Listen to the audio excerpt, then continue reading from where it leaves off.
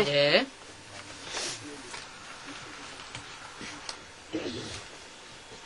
8 जुलाई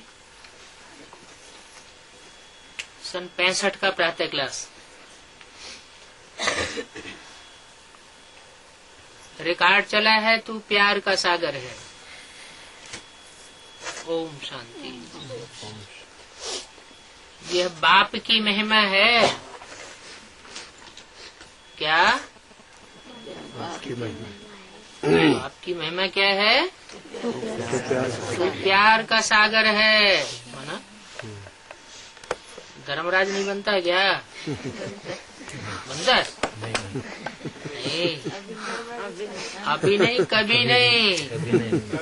बाप कहते हैं मैं प्यार का सागर कहा जाता हूँ।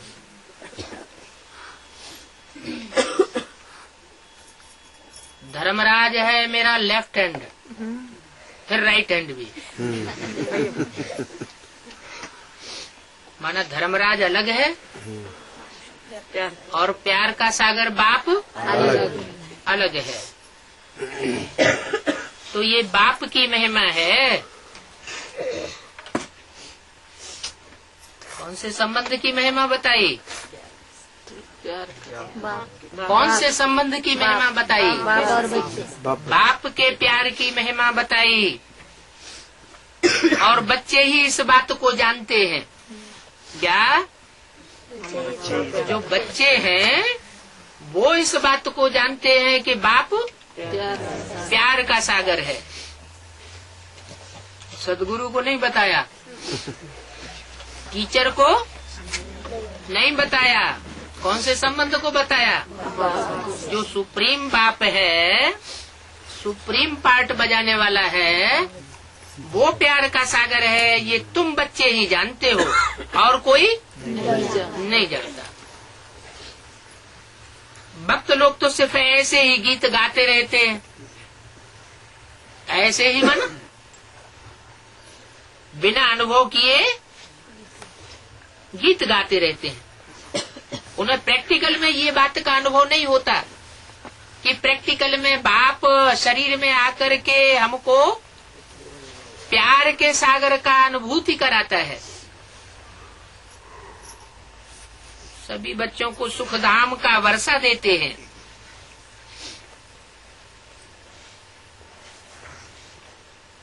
तुम बच्चे समझते हो हम ये वर्षा ले रहे हैं। तुम बच्चे माना जो सन्मुख बैठने वाले बच्चे हैं, साकार प्रैक्टिकल पार्ट बजाने वाले प्यार के सागर के सामने, वो इस बात को समझते हैं कि वो हम सभी बच्चों को सुखधाम का रास्ता ही नहीं बताता, लेकिन सुखधाम का वर्षा भी देता है। तुम बच्चे जानते हो हम वर्षा ले रहे हैं। आधा कल्प जब माया का राज्य है तो ऐसा प्यारा बाप नहीं होता है। कब से? द्वापर से लेकर कलयुग अंत तक ऐसा प्यारा बाप नहीं होता है। धर्म पिताएं तो होते हैं, वो भी बाप हैं अपनी अपनी जनरेशन के, लेकिन ऐसे प्यारा पार्ट नहीं बजाते। बेहद का बाप प्यार का सागर है। माना जो हद के धर्म पिताएं हैं वो प्यार के सागर नहीं है, लेकिन ये बेहद का बाप प्यार का सागर है। तो प्यार का सागर, सुख का सागर कैसे है ये तुम अभी जानते हो संगम युग में, और किसी युग में ये अनुभूति तुमको नहीं होती है। प्रैक्टिकल में तुम बच्चों को सब कुछ मिल रहा है। किससे? बाप से। जो प्रैक्टिकल में आया हुआ है उस प्रैक्टिकल बाप से तुम बच्चों को सब कुछ मिल रहा है।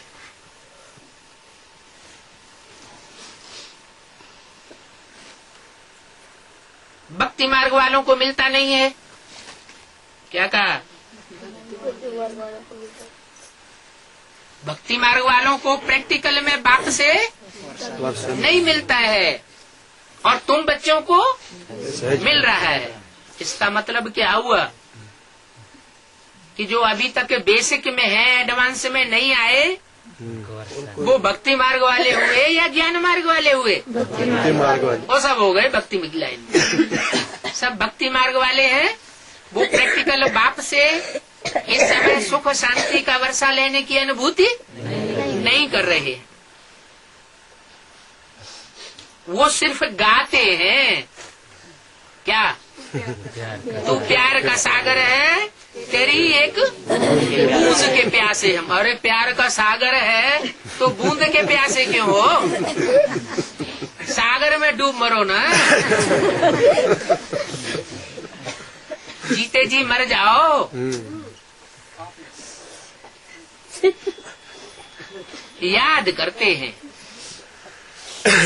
उनकी है सिर्फ याद और तुम प्रैक्टिकल में अनुभूति करते हो। प्रैक्टिकल अनुभूति कैसे होती है? साकार में होती है। अनुभूति करने वालों को अपनी इंद्रियों के द्वारा अनुभूति होती है। प्रैक्टिकल में आंखों से देखते हैं, कानों से सुनते हैं।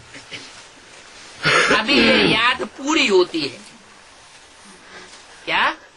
भक्ति मार्ग वालों की जो याद है वो अभी पूरी होती है। बच्चे सन्मुख बैठे हैं, विमुख होकर नहीं बैठे हैं। समझते हैं बेहद के बाप का ही गायन है। जरूर वह बाप इतना प्यार दे करके गया है तो लव ऑफ ओसिन गाया जाता है, नहीं तो गायन झूठी बात का नहीं होता। सतयुग में भी हर एक दो को बहुत प्यार करते थे। जानवर का भी आपस में प्यार रहता था। कहाँ? जो नई दुनिया बाप ने रची थी, वो रचयिता बाप इतना ऊंचा है, इतना ऊंचा प्यार देता है कि उसकी रचना में भी वो प्यार 2500 साल तक समाया रहता है। यहाँ तो वह प्यार है नहीं। कहाँ?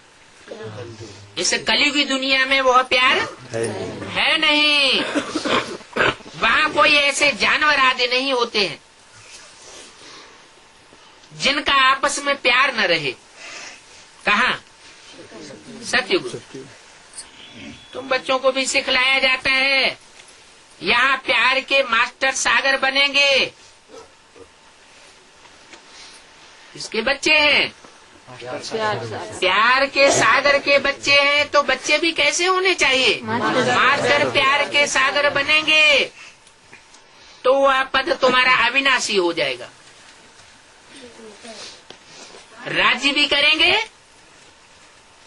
तो अपनी जो रचना प्रजा है वो भी अनुभूति करेगी कि हमारा राजा प्यार देने वाला है।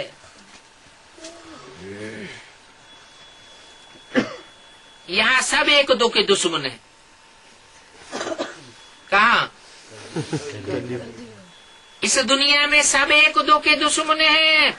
सबसे दुश्मन हुए हैं जो एक दो को जहर पिलाते हैं।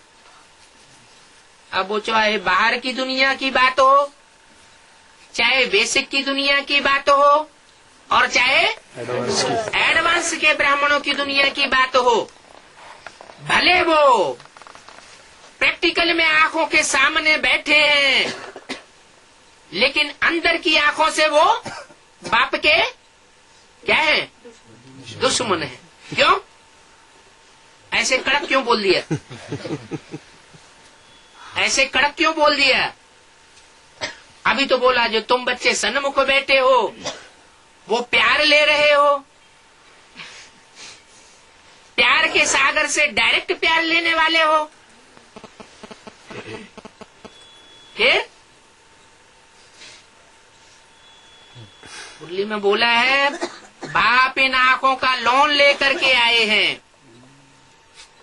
देखते हैं कि इनमें असुर कौन बैठा है और देवता कौन बैठा है। तो इसका मतलब ये हुआ कि बाप के सन्मुख होते हैं ना, आंखों के सामने तो होते हैं, लेकिन अंदर की आंख बाबा किन बच्चों को देखते हैं? हाँ, आत्मिक स्टेज में रहने वाले बच्चों को देखते हैं, जो बाप के सहयोगी हैं, वाइब्रेशन को खराब करने वाले नहीं हैं।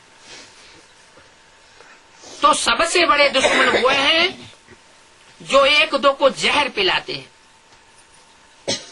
क्योंकि रावण राज्य है। जहर कब तक पिलाते हैं?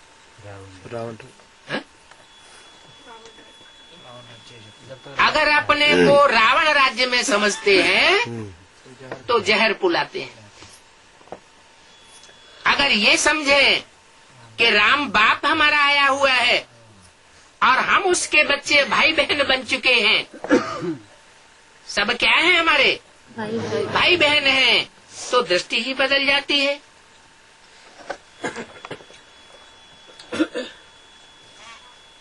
लेकिन यहाँ रावण का राज्य है तो रावण के प्रभाव में आ जाते हैं। यथा राजा तथा प्रजा। बाप कहते हैं कलप पहले मिसल हूबहू तुमको प्यारा बनाते हैं। जैसे पहले प्यारा बनाया था, अभी भी प्यारा बनाते हैं। कब किसका आवाज सुनते हैं कि ये गुस्सा करते हैं तो बाप समझाते हैं। जैसे अज्ञान काल में समझाया जाता है, वह बाप होते हैं हद के, दुख देने वाले होते हैं। यह बाप है बेहद का और सदा सुख देने वाला है।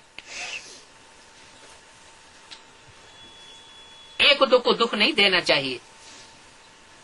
आधा कल्प बहुत दुख दिया है। रावण ने तुमको बहुत बिगाड़ा है। जो जिसके ऊपर चढ़ाई करते हैं उनको लूट लेते हैं। अभी तुमको रोशनी मिली है,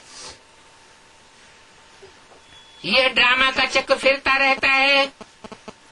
सिर्फ बाप को और चक्कर को याद करते रहो तो भी मृत्यु लोक से अमर लोक में चले जाएंगे। विस्तार को नहीं समझ सकते हो, अच्छा सिर्फ दो अक्षर ही याद करो। कौन से दो अक्षर? बाप और षष्ठी चक्र। बेहद के बाप से हमको ये वर्षा मिलता है। जितना जो बाप को याद करते हैं, कमल फूल समान पावन बने रहेंगे। क्या कहा? कमल फूल समान पावन कौन बने रहेंगे? जो याद करते हैं। याद माने क्या है? याद का मतलब है लगाव, और लगाव भी कैसा? अब भी विचारी लगाओ। एक बाप दूसरा न कोई।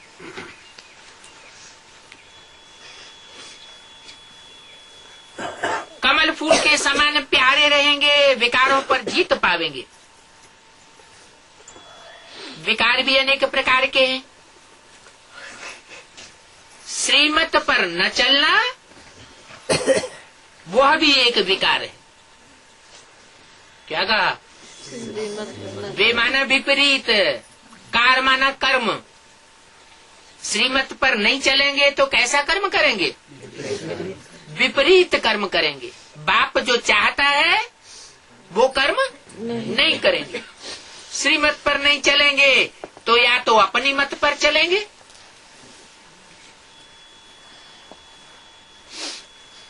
क्या? या तो अपनी मत पर चलेंगे। हमने ऐसा फैसला कर लिया है, हम ऐसा करेंगे, या फिर परमत पर चलेंगे। तो परमत पर चलने से अथवा अपनी मनमत पर चलने से क्या अंजाम होगा? निर्विकारी नहीं बन सकते। श्रीमत पर चलने से ही तुम निर्विकारी बनते हो। लक्ष्य क्या है? नर से नारायण बनना है, देवता जैसा बनना है, तो देवताएं निर्विकारी होते हैं ना। तो काहे से बनेंगे निर्विकारी? श्रीमत से ही निर्विकारी बनते हो। माम एकम याद करना है। क्या? माम एकम। क्यों? एक को याद करना है। ब्रह्मा को याद कर ले तो क्या होगा? है? वर्षा नहीं मिलेगा।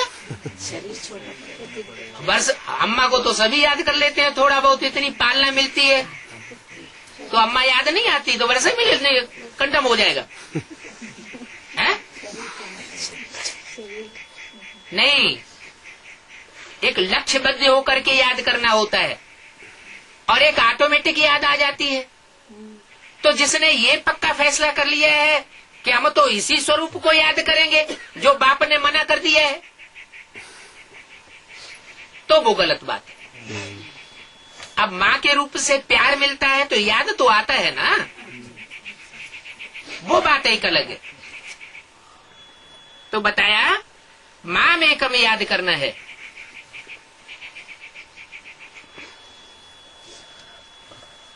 और कोई को भी याद नहीं करना है, एक के अलावा बाकी और किसी को याद नहीं करना है। कितना भी प्यारा हो, कितना भी अच्छा हो, कितना भी दुनियावी नजर में श्रेष्ठ हो, लेकिन और किसी को याद नहीं करना है। बाप इन द्वारा कहते हैं। किन द्वारा?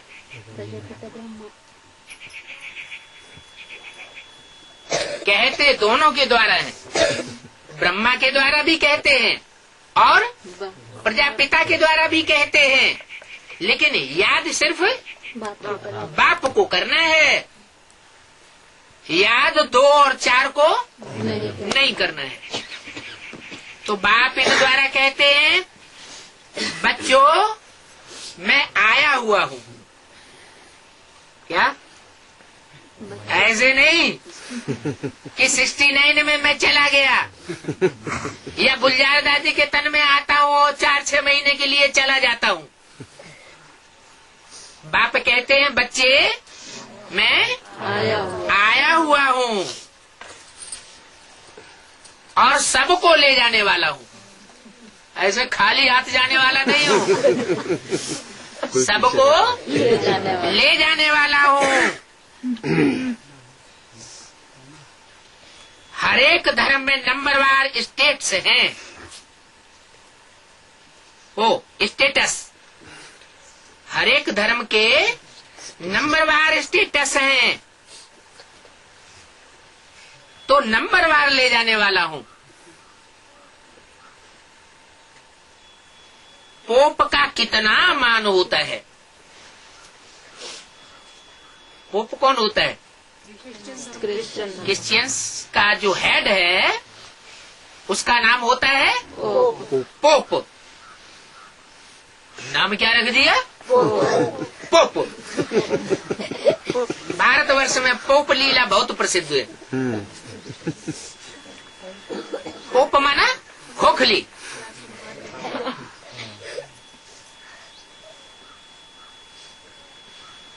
तो बोला कितना मान है पोप का? इस समय तो सब अंधश्रद्धा में है। क्या? जिनका भी मान देते हैं इस दुनिया में, वो सब अंधश्रद्धा के वशीभूत होकर के मान मर्तबा दे रहे हैं। तुम सिवाय एक बाप के और किसको भी मान दे नहीं सकते। क्या क्या कहा? तुम सिवाय एक बाप के और किसी को भी मान मर्तबा दे नहीं सकते। ये क्या बात हुई? अव्यक्त वाणी में तो बोला है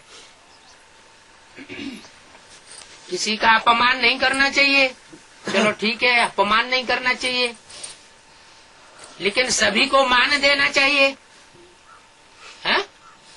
और सभी को मान दें, एक को दे मान नहीं देना तो सबको है, लेकिन जितना एक को देना है उतना और किसी को नहीं देना है।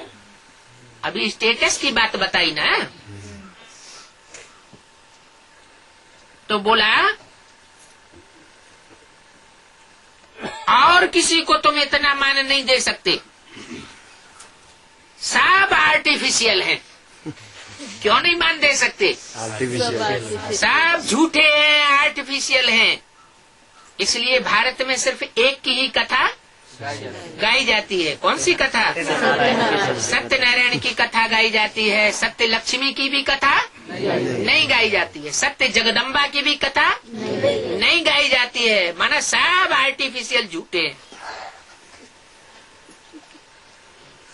इस समय सब पूर्व जन्म लेते लेते पतित बने हुए हैं, और पतित बनना ही है। क्या ऐसे नहीं अभी तक पतित बने हुए हैं, लेकिन क्या कहा? शूटिंग भी चल रही है। तो शूटिंग में क्या होता है? पतित तो बने हैं अभी तक, लेकिन जो शूटिंग पीरियड चल रहा है उसमें भी पतित बनना है। जब तक पूरी दुर्गति नहीं हुई है तब तक सदगति नहीं हो सकती। जो भी मनुष्य मात्र हैं, कोई भी ऊंचे से ऊंचा हो, जो भी मनुष्य मात्र हैं उनको पिछाड़ी में पतित बनना है। क्या? पावन होने से पहले जो अंतिम पिछाड़ी का पीरियड होगा उनका, उसमें उनको पतित बनना है। पतित पावन नाम कहते हैं, परंतु डिटेल में समझाते नहीं हैं कि पतित शब्द पहले रख दिया और पावन शब्द बाद में क्यों रख दिया। पहले पतित बनने का पूरा ग्रहण लगता है, फिर बाद में पावन बनते हैं। एक सेकंड में ब्रह्मा के लिए क्या गाया हुआ है? ब्रह्मा सो विष्णु, माना ब्रह्मा भी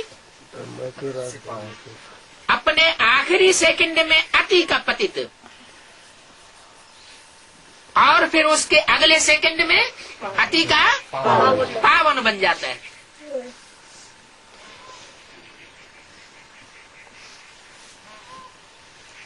पतित पावन नाम कहते हैं, तो डिटेल में समझना चाहिए ना।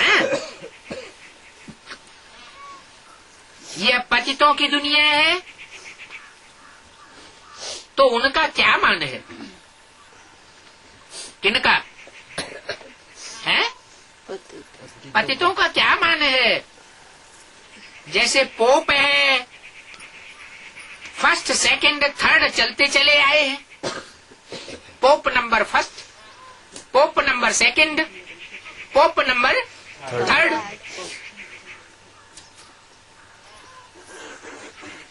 उतरते गए ना। क्या?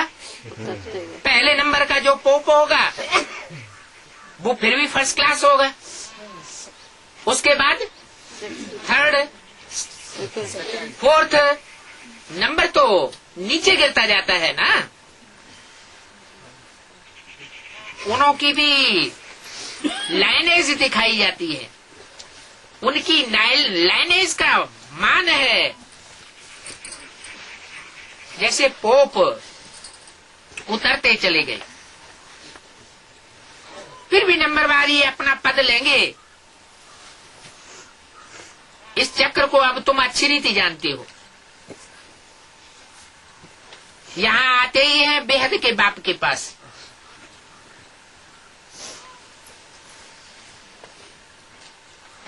यहाँ आते हैं तो किसके पास आते हैं? कि हद के किसी व्यक्ति से मिलने आते हैं?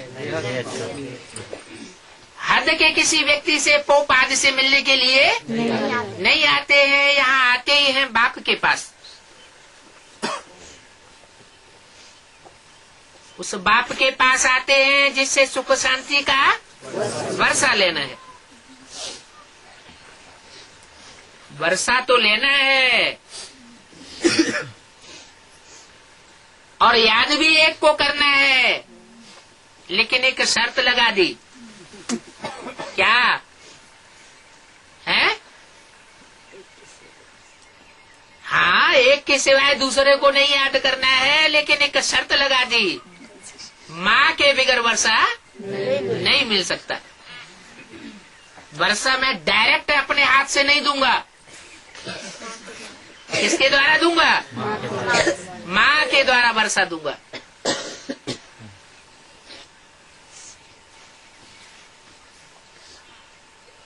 सुख शांति का वर्षा किसके द्वारा? माँ के द्वारा दूंगा।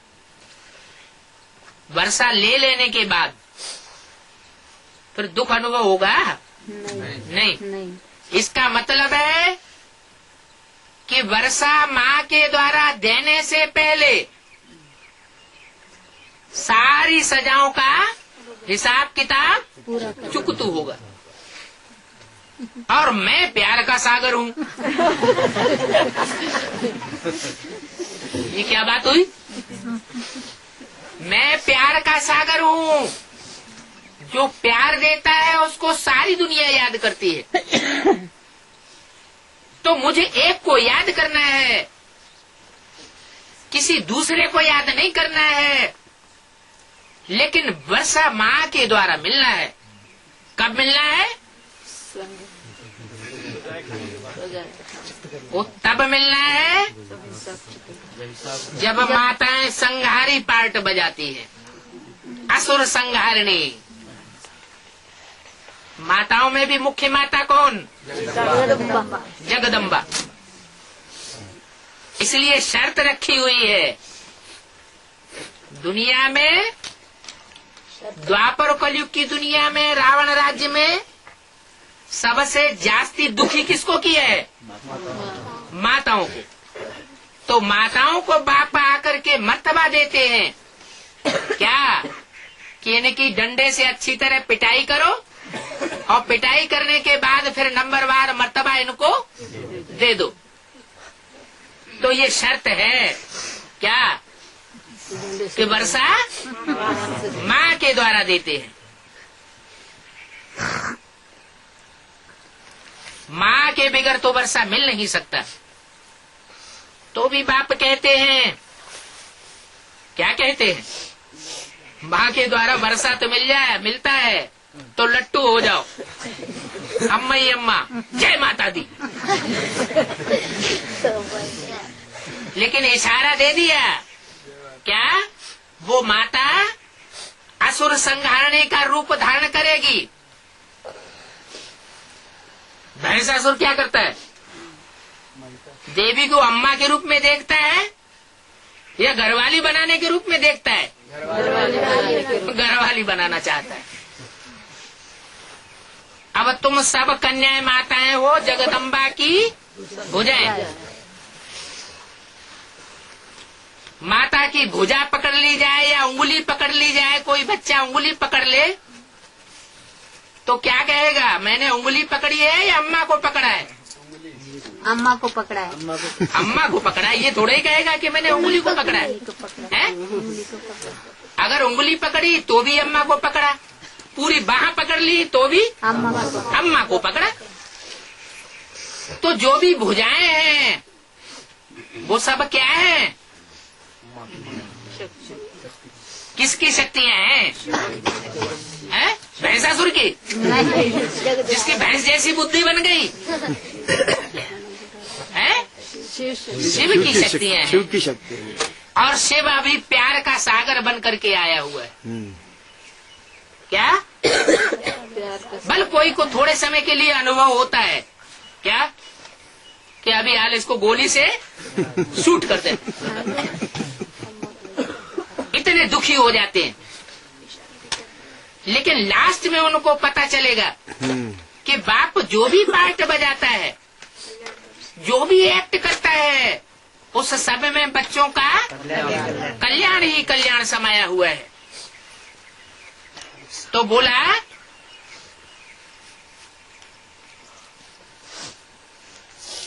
माँ बिगर वर्षा नहीं मिलता है तो भी बाप कहते हैं कि देहधारी को याद मत करो। भले माँ बिगर वर्षा नहीं मिलता है तो भी माँ जो होती है वो साकारी होती है। क्या? और बाप निराकारी होता है। तो साकारी माना देह अभिमान। उस माँ को याद मत करो, सिर्फ इतना ही नहीं कहा। क्या कहा? याद मत करो इतना ही नहीं कहा, लेकिन क्या कहा?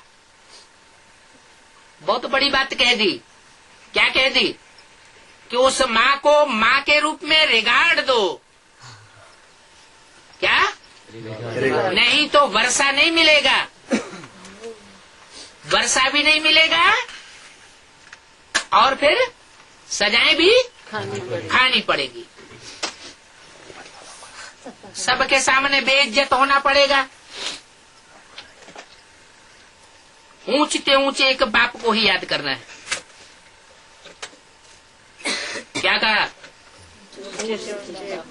क्यों? ऊंचते ऊंचे एक बाप को याद न करके ऊंचते ऊंच से जो थोड़ा नीचे नजदीक बैठा हुआ है उसको याद कर ले तो क्या हर्जा होगा? है? उसकी भी सजा खानी पड़ेगी। कितना कड़ा फरमान है। क्या क्या कड़ा फरमान है? किसी को याद नहीं करना है सिवाय एक बाप के। ये बहुत कड़ा फरमान है और इस फरमान पर चलना पड़ेगा।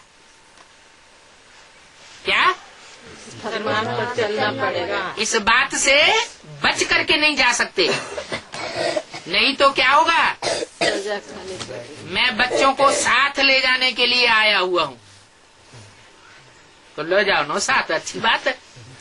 यहाँ तो दर्द की दुनिया में पड़े हैं, लेकिन साथ कैसे ले जाऊंगा? हैं? मच्छरों में सल मरा करके ले जाऊंगा। जैसे मच्छर की कोई वैल्यू नहीं होती है। मच्छर आया बैठा और पट मारा, ऐसी स्थिति बना करके ले जाऊंगा। कोई भी देह अभिमान नहीं रहना चाहिए। कड़ा फरमान है। क्या बच्चे? कौन सा कड़ा फरमान बताया? माम एकम याद करो। देहधारी को याद किया तो उसकी याद से फिर तुमको पुनर्जन्म लेना पड़ेगा। क्या कहा? याद से कोई भी देहधारी को याद करेंगे तो पुनर्जन्म लेना पड़ेगा। बेसिक नॉलेज में क्या दिखाया है? ब्रह्मा को जिन्होंने याद किया वो शरीर छोड़ते जा रहे हैं कि नहीं? छोड़ते जा रहे हैं। तो प्रैक्टिकल में देख भी रहे हैं और बाप बता भी रहे हैं कि कोई भी देहधारी को याद किया सिवाय एक बाप के तो अंजाम क्या होगा? शरीर छोड़ना पड़ेगा।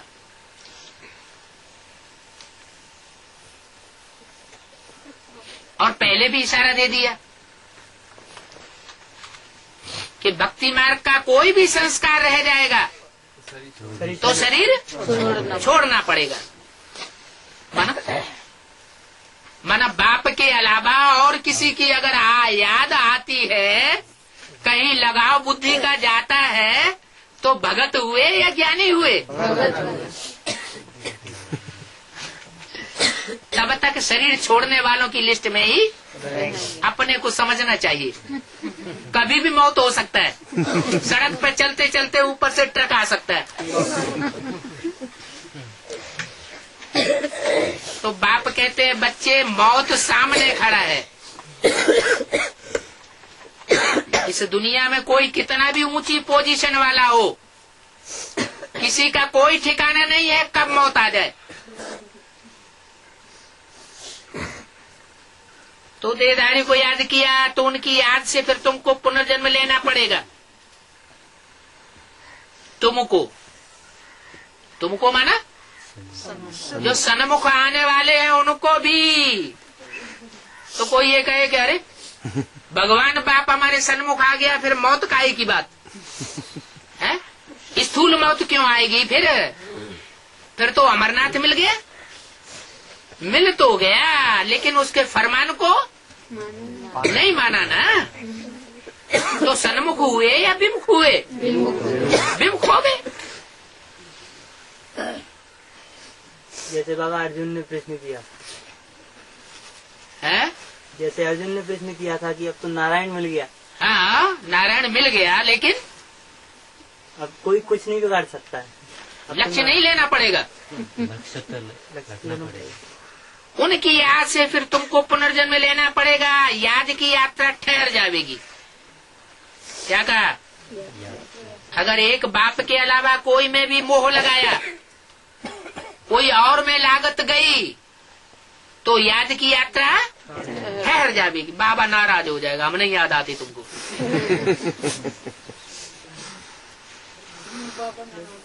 नाराज हो जाता फिर प्यार का सागर नहीं रहता है।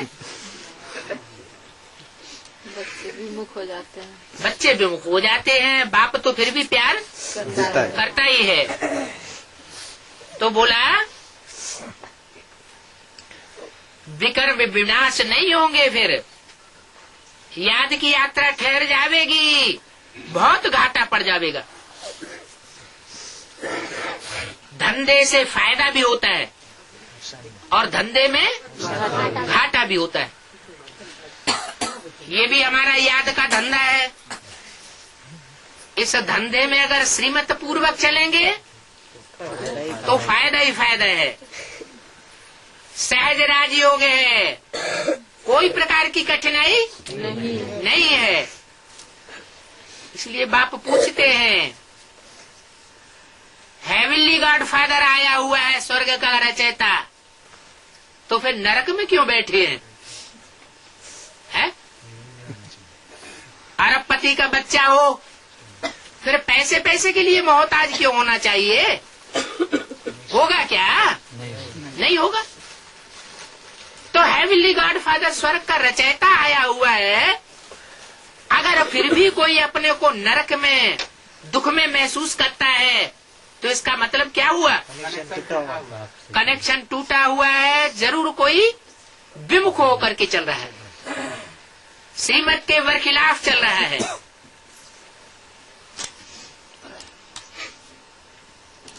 बहुत घाटा पड़ जाता है। निराकार बाप को सौदागर जादूगर भी कहते हैं।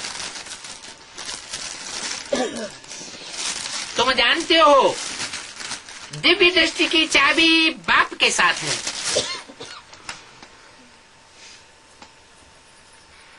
दिव्य दृष्टि सिवाय बाप के और कोई नहीं दे सकता। अच्छा, कुछ भी देखा, कृष्ण का दीदार किया, साक्षात्कार होते हैं ना, यज्ञ के आदि में भी हुए। कृष्ण का दीदार किया, इससे फायदा क्या हुआ? कृष्ण का दीदार किया या कोई भी देवता का दीदार किया, उससे फायदा कुछ भी होता नहीं। सिर्फ अल्पकाल के लिए खुशी मिल जाती है, फायदा तो कुछ भी नहीं होता। ये तो ड्रामा का चक्र को जानना पढ़ाई है ना। जितना बाप को याद करेंगे और चक्र को फिराएंगे तो ऊंच पद पावेंगे। अभी तुम हमारे बच्चे बने हो क्या? अभी तुम हमारे अभी तक तो रावण के बच्चे थे, अभी तुम हमारे बच्चे बने हो। याद आता है ना? क्या क्या याद आता है? वर्षा है? वर्षा। अरे सब बाप के बच्चे बने हैं कि भूल जाता है घड़ी घड़ी?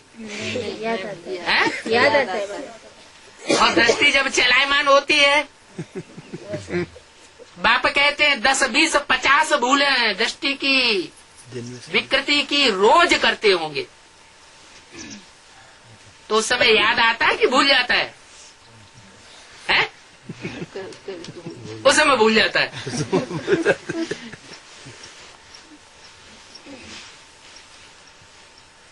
तो ये ड्रामा का चक्र जानना पढ़ाई है ना। तुम हमारे बच्चे बने हो, याद आता है ना? हम 5000 वर्ष पहले भी बाप के थे और अभी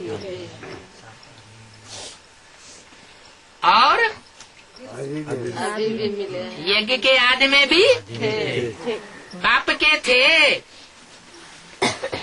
हम आपके थे। हम आत्मा परमधाम में रहती थी,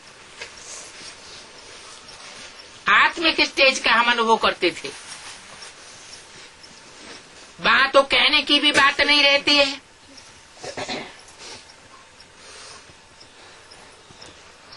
ड्रामा लगातार चलता रहता है, जैसे एक तार में दिखाते हैं खिलौना होता है, वैसे जो भी है वो सब ड्रामा के तार में बंधा हुआ है।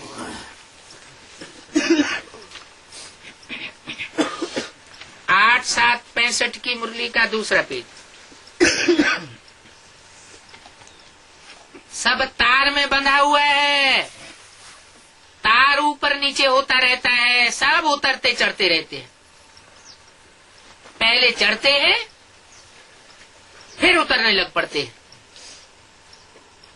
तुम जानते हो अभी हमारी चढ़ती कला है? चढ़ती कला है या बीच बीच में उतरती कला भी होती रहती है? तो टाइम वेस्ट हो जाएगा ना। जो टाइम वेस्ट नहीं करेंगे, गलियों में नहीं भटकेंगे, उनका नंबर आगे हो जाएगा। तो तुम जानते हो हमारी अब चढ़ती कला है। ज्ञान सागर बाप आया हुआ है। चढ़ती कला कब है?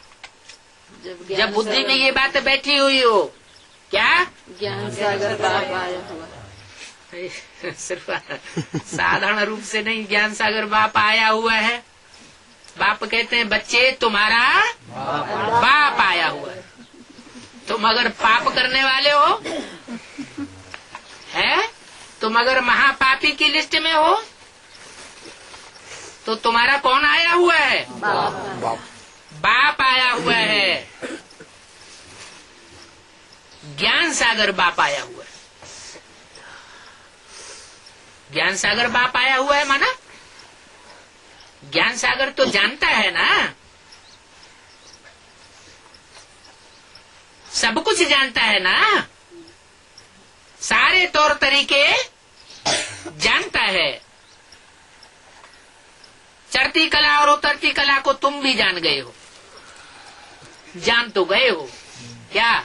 कि चढ़ती कला कैसे होती है और उतरती कला कैसे होती है?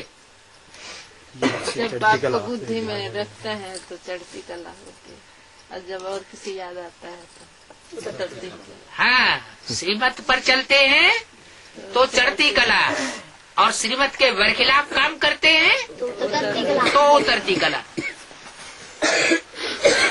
तुम भी जानते हो कि चढ़ती उतरती कला कैसे होती है।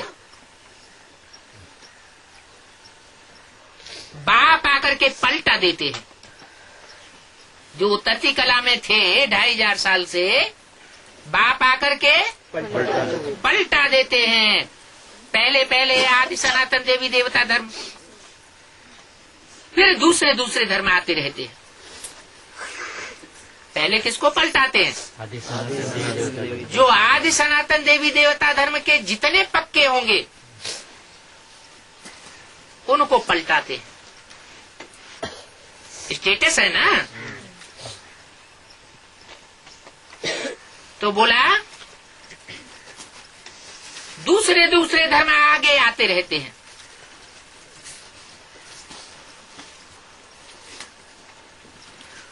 तुम बच्चे जान चुके हो अभी हमारी चढ़ती कला है। भले भले दूसरे दूसरे धर्म बाद में आने वाले हैं, लेकिन हमारी अभी चढ़ती कला है। अभी हमारी उतरती कला पूरी हुई है। कौन जान सके ये बात? कौन जान चुका है? जो बाप के बच्चे हैं वो इस बात को जान चुके हैं कि हमारी चढ़ती कला है, उतरती कला हमारी पूरी हुई नहीं है। है क्यों नहीं है? तभी तो ऊपर नीचे होते। तमो प्रधान दुनिया में बहुत दुख है। ये तूफान आदि तो कुछ भी नहीं है। क्या जो माया के तूफान अभी आ रहे हैं वो अभी तो कुछ भी नहीं है जो आगे आने वाली दुनिया में आने वाले हैं। तूफान तो ऐसे लगेंगे जो बड़े बड़े महल गिर पड़ेंगे। महल माना संगठन, बड़े बड़े संगठन के किले बने हुए हैं। अमेरिका की गवर्नमेंट, यूएसए की गवर्नमेंट, यूके की गवर्नमेंट संगठन बनाए हुए हैं ना। तो बड़े बड़े महल गिर पड़ेंगे। ये तो बाहर की दुनिया की बात हुई। ब्राह्मणों की बेसिक दुनिया में भी बड़े बड़े संगठन बने हुए हैं। वो सब गिरने लग पड़ेंगे। और एडवांस ब्राह्मणों की दुनिया में भी अच्छे अच्छे संगठन बनाए हुए हैं। नंबरवार, अच्छे अच्छे तो नहीं, लेकिन क्या कहेंगे नंबरवार। वो सब चलने लग पड़ेंगे। बहुत दुख का समय आने वाला है, विनाश का समय है। हाय हाय त्राहि त्राहि करते रहेंगे। सबके मुख से हाय राम ही निकलेगा। सब परमात्मा को ही याद करेंगे। फांसी आदि पर जब चढ़ाया जाता है तो भी पादरी आदि कहते हैं इसको याद करो, गॉड फादर को याद करो। परंतु फिर याद करने से क्या होगा? फांसी का ऐलान निकल चुका, फिर याद करने से क्या होता है? वो कुछ पता नहीं है कि ये कहाँ की यादगार है। संगम की कुछ पता नहीं है। बाप खुद कहते हैं मैं जो हूँ और जैसा हूँ, मुझे यथार्थ रीति कोई भी नहीं जानते। क्या? अगर यथार्थ रीति जाने तो फिर कोई भी गलती न करे। क्या? जो अभी 10, 20, 50 भूलें होती हैं सारे दिन में, वो सारी भूलें करना बंद हो जाए, हवा हो जाए। अपनी आत्मा को भी यथार्थ नीति नहीं समझते हैं कि हमारी आत्मा कौन सी स्टेज का पार्ट बजाने वाली है। मैं आत्मा क्या चीज हूँ और मैं आत्मा क्या पार्ट बजाता हूँ, जानते नहीं। आत्मा है कितनी छोटी और पार्ट कितना बजाती है।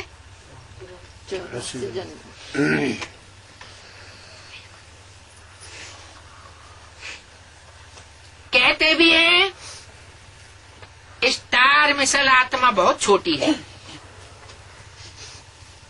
आत्मा का साक्षात्कार भी बहुतों को होता है, बहुत छोटी लाइट है। बिंदी मिसल सफेद लाइट है। क्या कहा? अपनी प्रकृति में आत्मा को किस रूप में याद करना है? लाल बिंदी को याद नहीं करना है, काली को याद नहीं करना है, सफेद बिंदी है और बहुत सूक्ष्म है, बहुत छोटी है। इनको दिव्य दृष्टि बगैर कोई देख न सकता। अगर देखते भी हैं तो भी उनको समझ में नहीं आता है। सिवाय ज्ञान के कुछ भी किसी को समझ में नहीं आ सकता। सिर्फ बिंदु आत्मा का साक्षात्कार भी कोई कर ले तो कुछ समझ नहीं सकता। साक्षात्कार तो ढेरों को होते हैं, ये कोई बड़ी बात नहीं है। यहां तुम बुद्धि से समझ सकते हो क्या कि ये ज्योति बिंदु आत्मा किस कैटेगरी की आत्मा है, कहां कहां किस स्थान में कैसा पार्ट बजाने वाली आत्मा है, या मैं आत्मा कैसा पार्ट बजाने वाली आत्मा हूं। अभी तुम ज्ञान से समझ सकते हो। बाप यथार्थ रीति समझाते हैं, तुम्हारे समझने में थोड़ी क्या कहा, थोड़ी गलती भी हो सकती है, गलतफहमी भी हो सकती है, लेकिन अगर बाप से वेरीफाई कराएंगे तो बाप यथार्थ रीति समझाते हैं। और कोई की बुद्धि में यह बात नहीं है कि हमारी आत्मा में 84 जन्मों का पार्ट नुधा हुआ है। जो ब्राह्मण बच्चे बनते हैं उन्हों को ही बाप समझाते हैं और उन्हों के ही 84 जन्म होते हैं। क्या कहा? 83 जन्म लेने वालों को बाप नहीं समझाते। क्यों? 82 जन्म या 81 जन्म लेने वालों को क्यों नहीं समझाते हैं? आधी बातें मानेंगे और आधी बातें ठुकराए देंगे। प्रैक्टिकल बाप भी उनको समझाने के लिए सामने आया हुआ होगा तो भी उसकी बात को मानेंगे नहीं, मुकाबला करेंगे। मानेंगे फिर भी जिस धर्म में उनको कन्वर्ट होना होगा उसी की बात मानेंगे। इसलिए बोला जो जिस धर्म का होगा वो उसी की बात मानेगा।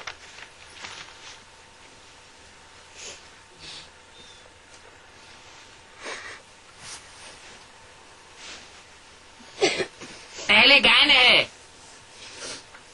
ब्राह्मणों का गायन है। जो संपूर्ण ब्राह्मण बनते हैं वो ही पूरे 84 के चक्र में आते हैं। मुखवंशावली ब्राह्मण है ना, क्या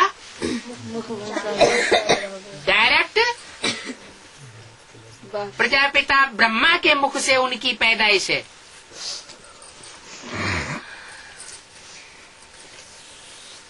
तो मुखवंशावली हुए ना।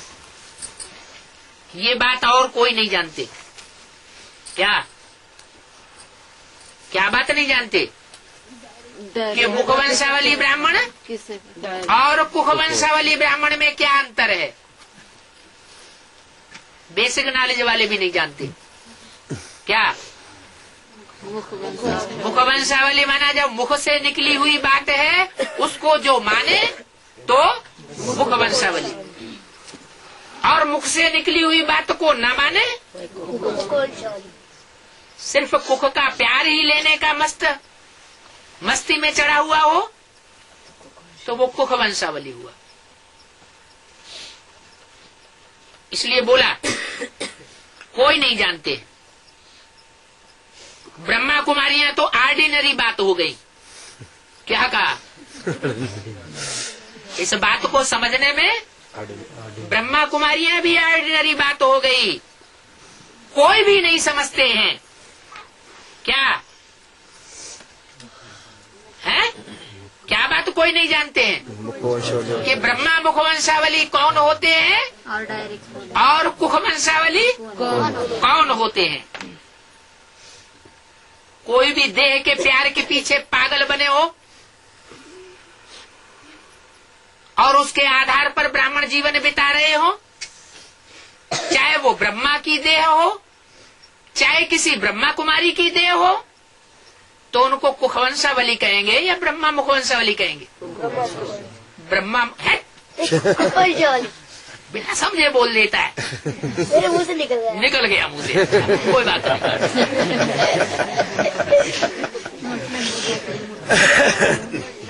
कोई समझते नहीं है कि ये संस्था क्या है, क्यों ये नाम पड़ा है। सिर्फ प्रजापिता अक्षर डालने से फिर क्यों का प्रश्न निकल जाता है। क्या कहा? ये 65 की वाणी है ना। उस समय सिर्फ ब्रह्मा कुमारी विद्यालय लिखा जाता था, अपने को सब कोई ब्रह्मा कुमार कुमारी कहते थे, प्रजापिता के बारे में किसी को पता नहीं था। लेकिन जब 65 में मम्मा ने शरीर छोड़ दिया, उसके बाद बाबा जोर शोर से बोलने लगे। क्या? कि बच्चे सिर्फ ब्रह्मा कुमारी अम्मा कुमारी अम्मा कुमारी अम्मा का बच्चा हूँ, अम्मा का कुमार हूँ, कुमारी हूँ, ये रट्टा लगाना छोड़ो। इससे लोगों को गलत फहमी हो जाएगी कि अपनी अम्मा का ही नाम बार बार क्यों लेता है, बाप का नाम क्यों नहीं लेता। लोगों को शक पैदा हो जाएगा, कहीं ये रंडी पुत्र तो नहीं। इसलिए प्रजापिता का नाम खास डलवाया ताकि बच्चे जाने बच्चे तुम्हारा बाप आया हुआ है। नहीं तो क्या होता है, अम्मा तो प्यार देती है, तो अम्मा के प्यार में जो खास आसुरी बच्चे होते हैं वो क्या करते हैं? उस प्यार का नाजायज फायदा उठाते हैं। तो कहा कोई भी समझते नहीं है ये संस्था क्या है, क्यों ये नाम पड़ा है। क्या नाम? प्रजापिता ब्रह्मा कुमारी ईश्वरी विश्वविद्यालय। तो प्रजापिता अक्षर सिर्फ डालने से क्यों का प्रश्न निकल जाएगा। तुम कह सकते हो शिव बाबा के बच्चे हम सब भाई भाई हैं, एक माँ बाप की औलाद है।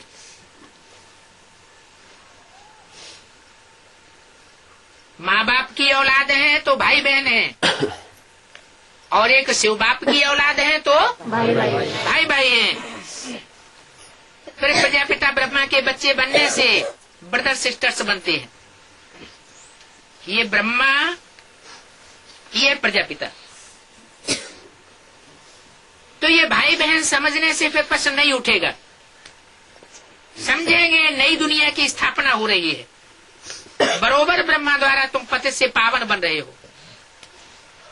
ये जो रखड़ी बंधन आदि गाया जाता है,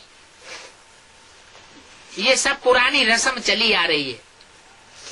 ये यादगार है इस बात की कि बाप ने आकर के ब्राह्मण बन करके हम बच्चों को रखड़ी, पवित्रता के व्रत धारण करने की रखड़ी बांधी है।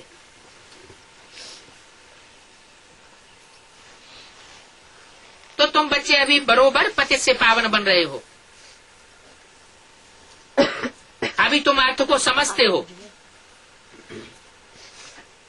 किस अर्थ को? कि जो कलाई में धागा बांधा जाता है, उस धागा बांधने का कोई स्थूल अर्थ नहीं है। ये बुद्ध रूपी हाथ बाप आकर के ब्राह्मण बन करके हम बच्चों का बुद्ध रूपी हाथ में धागा बांध रहे हैं। जो भी यादगार है सबका तुमको इस समय ज्ञान मिलता है। सिर्फ ये रक्षाबंधन की बात नहीं है, चाहे होली हो, चाहे दिवाली हो, चाहे दशहरा हो, चाहे शिवरात्रि हो, जो भी यादगार चली आ रही है उन सबका तुम इस समय ज्ञान बुद्धि में धारण करते हो। सतयुग में थोड़े ही रामनवमी आदि मनावेंगे, क्या कहाँ मनाते हैं? नहीं, कलयुग द्वापर युग में मनाते हैं, और यहाँ हम उसका वास्तविक अर्थ जानते हैं। हम मनाते नहीं है, हम दिवाली मनावेंगे नहीं, हम स्थूल दीपक जलावेंगे नहीं। मुरली में तो बोला है तुम छत पे चढ़ के दिवाली के दीपक देखेंगे भी नहीं, है? देखना भी नहीं है। क्यों देखना है? इसका मतलब अंदर कुछ भक्ति की भवकों को देखने की ललक है। वहाँ मनाने की बात नहीं होती सत्युग में, वहाँ तो ज्ञान ही नहीं रहता। ये पता भी नहीं पड़ेगा कि अब हमारी उतरती कला है कहाँ। सत्युग में देवताओं को उतरती कला का ज्ञान नहीं होगा। बस वहाँ सुख में जन्म लेते रहेंगे, वहाँ है योग बल की पैदाइश, विकार का वहाँ नाम नहीं होता। क्योंकि वह रावण का राज्य नहीं है, बात तो संपूर्ण निर्विकारी है, पहले से ही साक्षात्कार हो जाता है। नहीं तो कैसे सिद्ध हो? एक पुराना शरीर छोड़ दूसरा नया लेते हैं। क्या तुम बच्चे पहले जावेंगे मुक्ति धाम? बच्चे समझते हैं वो मुक्ति धाम हमारा घर है, उनको ही शांति धाम कहते हैं। क्या कहा? हमको असली शांति कब मिलेगी? है? कहते हैं ना, हम तब तक शांति से नहीं बैठेंगे जब तक हम ये काम पूरा नहीं कर लेंगे। मुरली में बोल तो दिया है कि तुम बच्चे परम धाम को इस षष्ठी पर उतार लेंगे। तो जो षष्ठी पर परम धाम साकार में उतरने वाला है और उस परम धाम में हम पहले बच्चे पहुंचने वाले हैं, तो कब पहुंचेंगे? पहले काम पूरा करेंगे, फिर शांति में जाके बैठेंगे। पहले मुक्ति धाम जावेंगे। जानते हैं बच्चे ये हमारा घर है, उनको शांति धाम कहते हैं।